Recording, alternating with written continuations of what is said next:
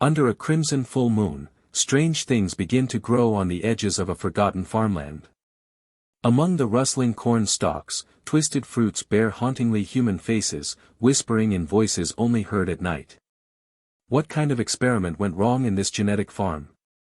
Why does the scarecrow only appear when the moon is full, and why is it moving?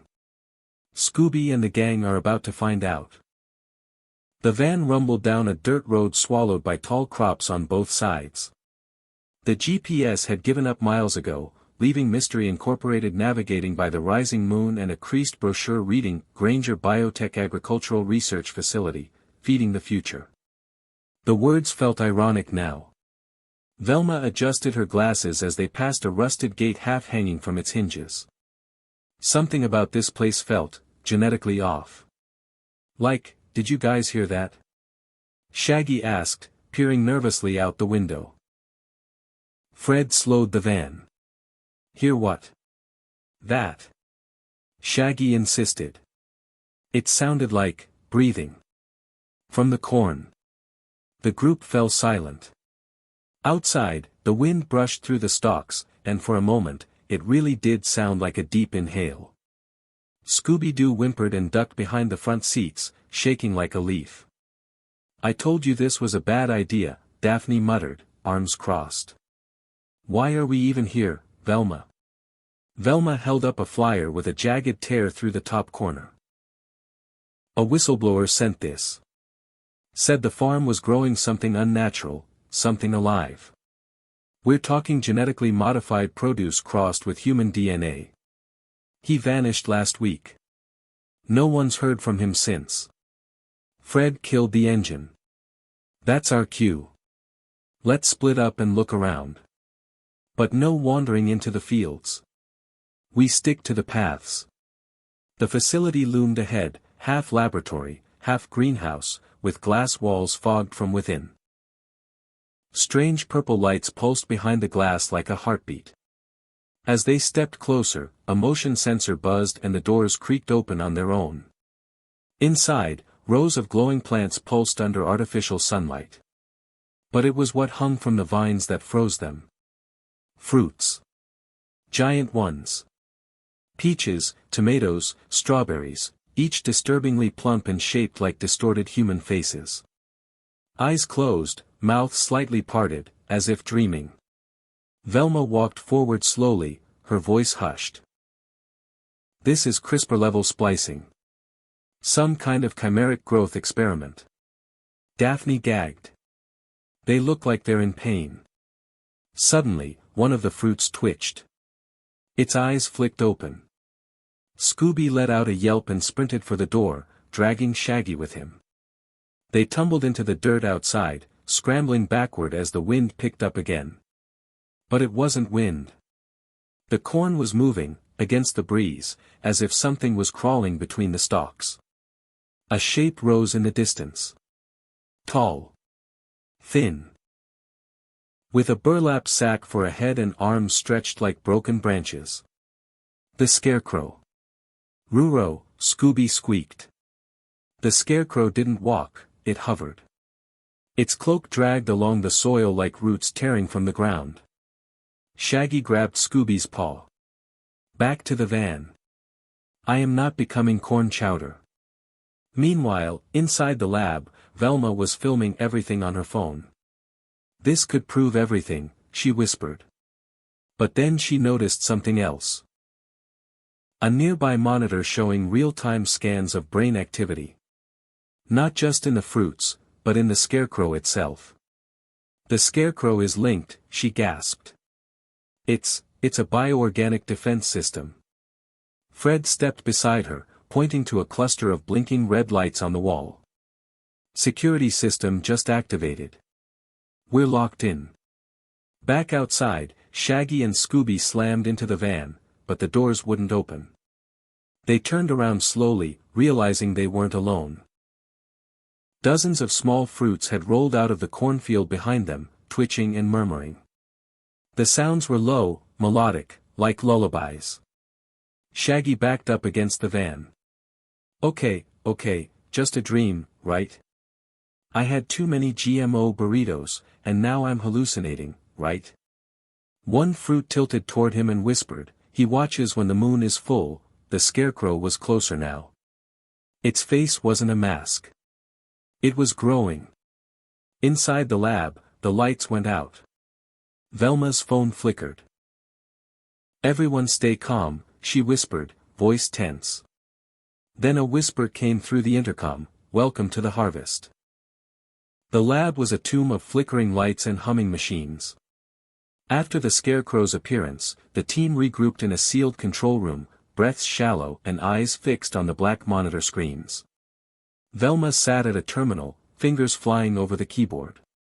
"If I can get into the internal server, we might learn what they were trying to grow here."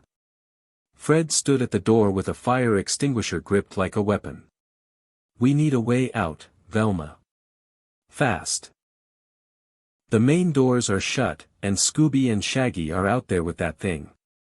"I'm working on it," she muttered. But someone encrypted these logs, deeply. Daphne hovered near the glass wall, where distorted shadows moved beyond the haze. Why would anyone design a scarecrow that can move? Or, think. Velma's screen lit up. "Got it. There's a folder labeled Project EDN Experimental DNA Enhancement Nexus." This wasn't just about modifying crops. They were trying to give plants a consciousness. A collective memory. Fred frowned.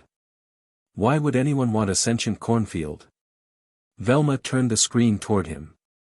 Because they believed plants could store human thoughts, memories, maybe even replicate identity. The faces on those fruits. They're grown from memory imprints. Fred stepped back. "You mean, those aren't random?" "More like organic recordings," Velma whispered. "This whole farm is one massive neural web." Cut to outside. Shaggy and Scooby were hiding in an abandoned greenhouse, its glass cracked and overgrown with vines. The fruits here were smaller, less developed, but even more grotesque.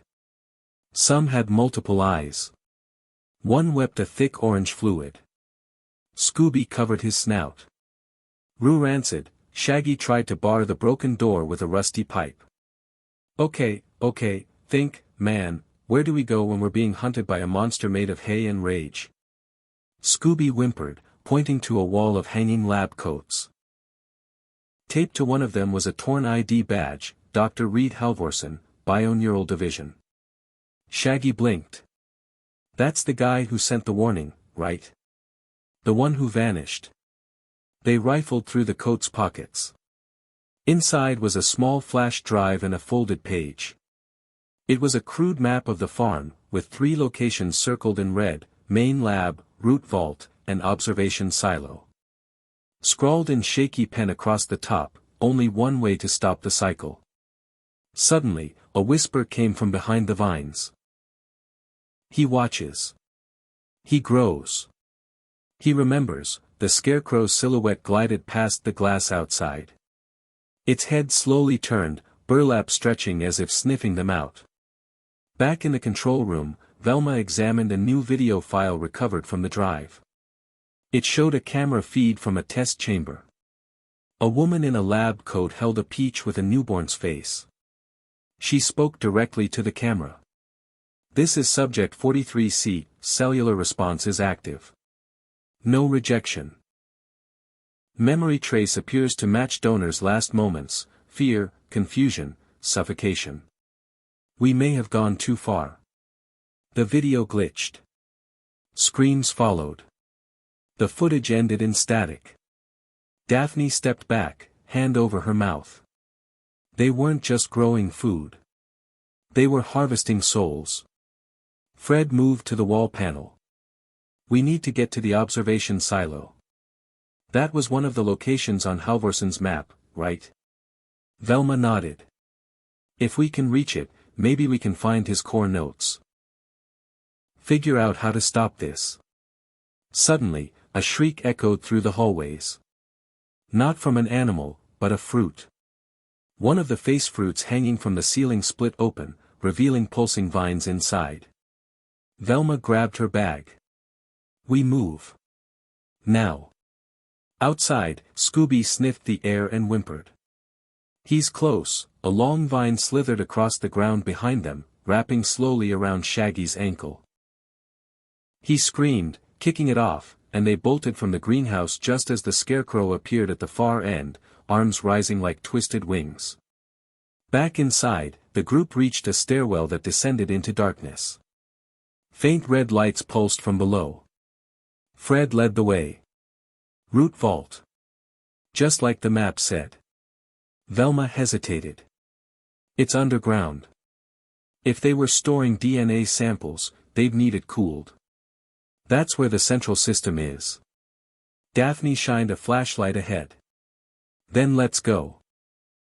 Before we become next season's harvest. They descended into the vault, where strange glass tanks lined the walls, each one filled with plant matter, twisting roots that formed shapes resembling faces, hands, even limbs. Fred stared. They weren't just experimenting. They were preserving them. Velma approached the largest tank. Floating inside was a near-complete humanoid figure, its skin made of bark and its eyes wide open. It moved. Suddenly, the vault door slammed shut behind them. The vault was damp, humming with energy, and smelled like rusted metal and rotting vegetation. The walls were lined with biocontainers, most filled with twisted roots shaped into nightmarish effigies of humans, some whispering, others twitching silently. As the door slammed shut behind them, Fred ran back, trying to force it open, but it was sealed tight. Velma scanned the chamber. This isn't just a vault. It's an incubation lab. Daphne backed away from a tank where a pair of hands pressed against the glass from the inside. They're aware of us. Fred turned, tense. This was all hidden under the cornfield. Velma nodded slowly. What they did here, it wasn't just experimentation, it was replication. They weren't trying to evolve plants. They were trying to transfer consciousness into them. Fred frowned. Using what? DNA. More than that, Velma said, pulling out a journal from a shelf. Dar. Halvorson's field notes. He believed consciousness could be anchored into organic neural substrates using electrical memory pulses. They thought the root systems could hold a mind like a network. Daphne flipped through the notebook. These entries, they get erratic. Subjects screaming inside the soil, the scarecrow has bonded, fruit dreaming of death, what does that even mean? Scooby-doo sniffed one of the containers. Ruo, suddenly, a voice echoed through the vault. Male, distorted, synthetic. You should not be here. They all froze. A light in the corner flickered on, revealing a mounted speaker. Velma approached cautiously. Dr. Halvorson. The voice responded, slower now. There is no Halvorson anymore. There is only the root. Then silence. Shaggy gulped. Dude, did he merge with the plants? Velma flipped a switch on the wall, revealing a hidden console. The screen blinked to life with a prompt, EDN Core Link, active. A map of the farm appeared, showing underground root pathways branching like a nervous system. At the center pulsed a red dot labeled memory stem node. This is it, she whispered. This is where it all connects. The original node. If we can sever it, we might disable the entire network. Daphne pointed at another mark. And the observation silo is right above that spot. Fred nodded. Then that's our next move. But first, we need out of this vault. Suddenly, a loud crack echoed above. Roots began to burst from the walls, slamming into metal, wrapping around tanks.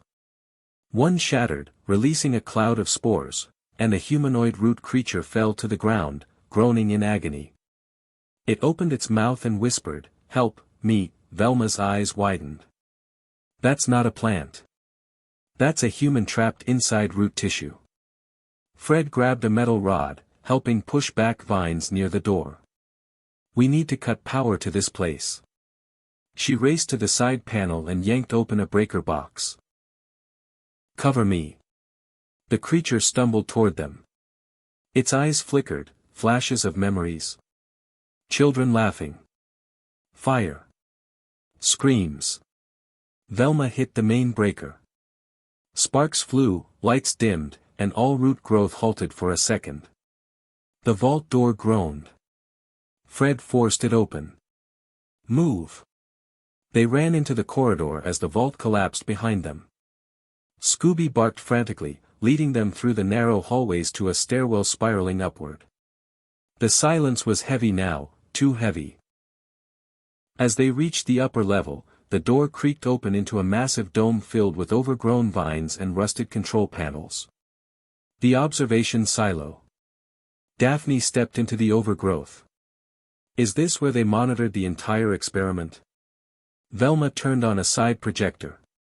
A massive screen displayed old footage, scientists observing growing fruits, children walking through cornfields with sensors on their heads. They were using local families, Velma whispered, as memory donors. Some of them probably never left the farm. Fred pointed to a glowing chamber in the center. That must be the node. The memory stem node was a pulsating root bulb, protected by thick glass and glowing with internal energy. It throbbed like a living heart, with strange symbols etched around it. Velma stepped closer. We destroy that, we break the network. But the screen behind them flickered. A new video played. Dr. Halvorsen stood in front of the silo's node, eyes wild. This was never about food. We sought immortality. Mind without decay. Memory without death. The scarecrow, he's the prototype. He protects the harvest. Suddenly, the screen froze, and the silo began to shake.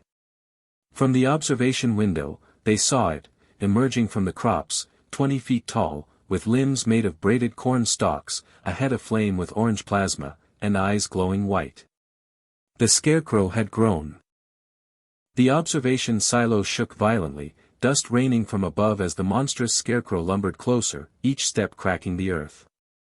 Its eyes were pale orbs of light, staring through the observation glass like a god surveying insects.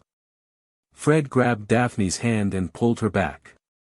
We're too exposed here. Velma scanned the room, frantic. There's got to be a secondary exit, something that leads underground. Scooby growled toward the control panel. A blinking light read. Emergency hatch, access tunnel 2B. She rushed over and pulled the lever.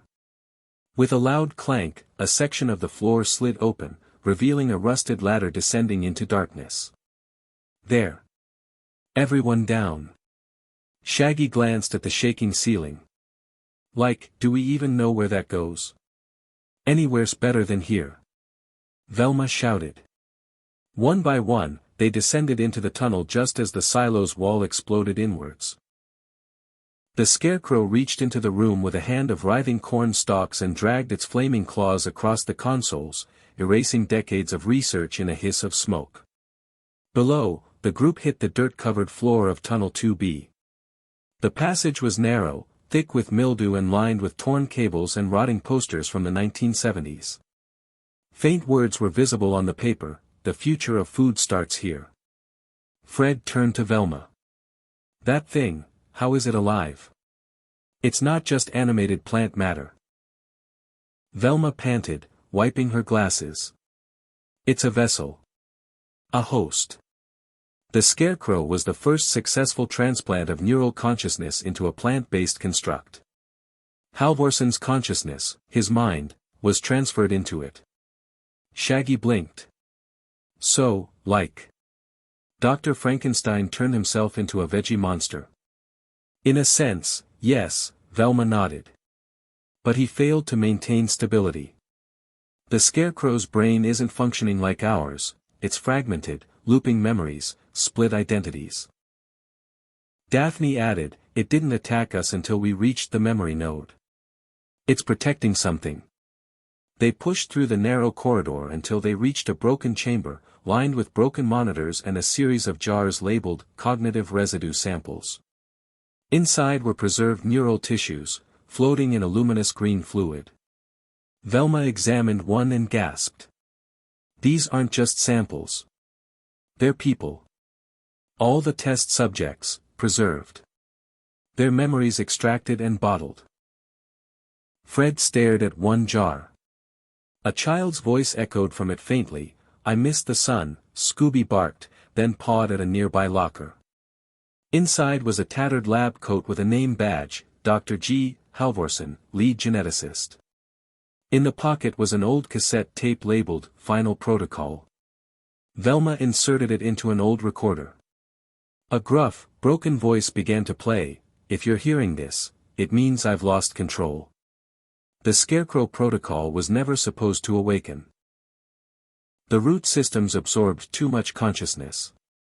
They don't forget. They dream. And in those dreams, they grow twisted. You must sever the central vein, the one under the chapel grove. Burn it. Purge the soil. Daphne blinked. Chapel Grove? I saw it on the farm map, an abandoned church surrounded by dead trees. Fred stood. That's where we're headed. But as they turned to leave, a deafening screech echoed through the tunnels. Roots burst through the walls, slithering like serpents. From the end of the hallway, the Scarecrow's face emerged, split by a jagged grin of corn kernels and moss. "You stole the harvest," it growled in a voice half human, half earth. "Now you will feed it." The group bolted, pushing through a side passage as the Scarecrow clawed its way in. Shaggy tripped over a broken pipe and was nearly caught, but Scooby dragged him forward with desperate strength. They ducked into a crumbling elevator shaft, slamming the gate shut. Inside the elevator cage, Velma hit the emergency override. The lift lurched upward, creaking and grinding as it ascended toward the surface. The Scarecrow roared behind them, vines lashing the elevator, pulling it back, until the gears snapped and the cage shot up with violent force. They landed hard in a rusted storage shed near the main field. Outside, the sun had just set, and a full moon was rising. The air shimmered with spore clouds. The crops moved not with wind, but with intention. Velma looked out. The network's awake. Everything is connected now. Fred pointed toward the distant grove, barely visible under the moonlight. There's Chapel Grove. That's where this ends. But before they could move, Velma's voice trembled. "Guys, look." From the corn rows, dozens of figures emerged. Not the Scarecrow. Not fully human. They were half-grown hybrids, rooted humanoid forms, with fragments of memory burned into their movements. A woman brushing her hair with leaves. A boy holding a kite made of vines. A man endlessly knocking on an invisible door. "They're the failed transplants," Velma said, her voice hollow. "Living memories, trapped in cycles." The hybrids turned, sensing them, and began to walk. Toward them. Silent. Endless. From the distance, a scream rose, not of fear, but of rage.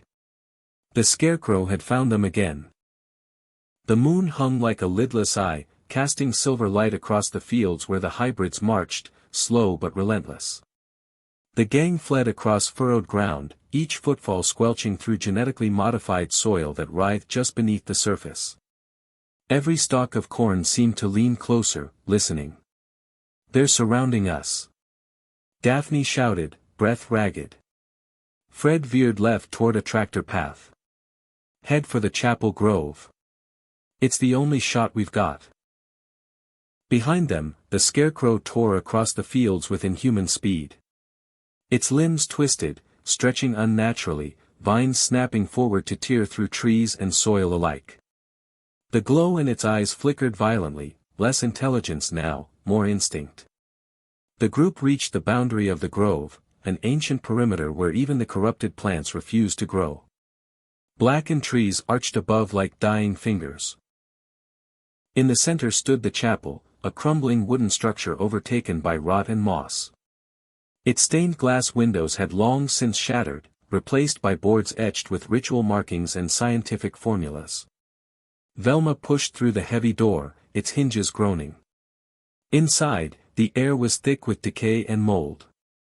Candles, long extinguished, lined the altar, and strange vines grew upward from the floorboards, feeding on something deeper below. Shaggy gagged. Like. This place smells like a science fair exploded in a swamp. Velma's flashlight flicked across a torn tapestry. Symbols flickered, ancient runes interwoven with molecular structures. This wasn't just a church, she murmured. It was the core of the experiment.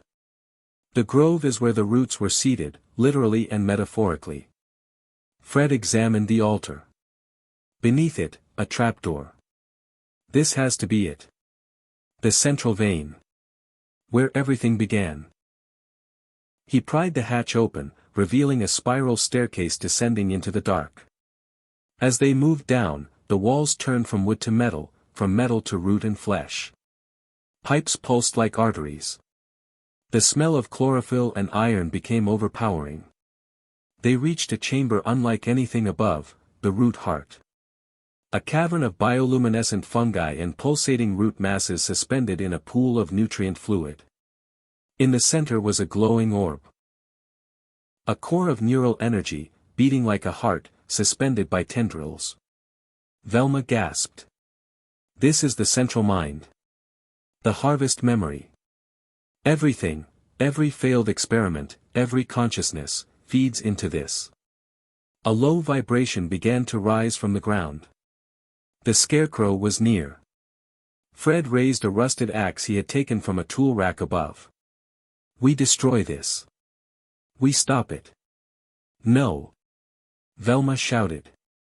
We sever it cleanly. If we damage it without disrupting the network, the memories could scatter.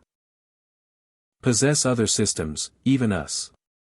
Scooby whimpered and nudged a console on the wall. A screen lit up, showing ancient interface code and a blinking prompt, activate Final Purge protocol. Shaggy blinked. Final Purge. Like, total veggie genocide. Velma read the instructions. It'll isolate the harvest memory, contain it in a feedback loop, and collapse the root system from within. But it has to be done manually, someone has to stay here and trigger the final command. The silence thickened. Fred stepped forward. I'll do it. No, Daphne said softly, grabbing his arm. I've got field experience. I can time it and give you all the seconds to escape. Velma clenched her fists. No one stays. There has to be another way. A crash echoed above, the scarecrow had reached the chapel. Its steps thundered down the stairs. The root walls rippled, reacting to its presence. The orb began to pulse rapidly, and the memories in the chamber awakened. Faces formed in the vines. Faces of lost children, scientists, wanderers. They whispered in unison, "End us," tears welled in Velma's eyes. They're aware. They've been aware this whole time. Suddenly, Scooby leapt to the console and pressed the button with his paw. The system buzzed. Final purge sequence initiated. No. Velma screamed. Scooby, what are you doing? The dog turned and barked, nudging Shaggy toward the stairs. He's buying us time, Fred said. We have to go. Now. The group bolted up the stairs as the chamber began to quake. Below, the scarecrow burst into the root heart just as the chamber sealed behind them. Velma turned for one last look through a viewing pane. The scarecrow locked eyes with her, and for the first time, it bowed its head, as if surrendering. The purge began. The vines shrieked. Light poured from every root and crack. Above, the chapel erupted in green flame. The hybrids in the field stopped moving, paused mid-gesture. And slowly collapsed into the soil, returning to the earth. In the distance, silence. And from that silence, a howl. Scoobies. And then, nothing. The fire had long since died.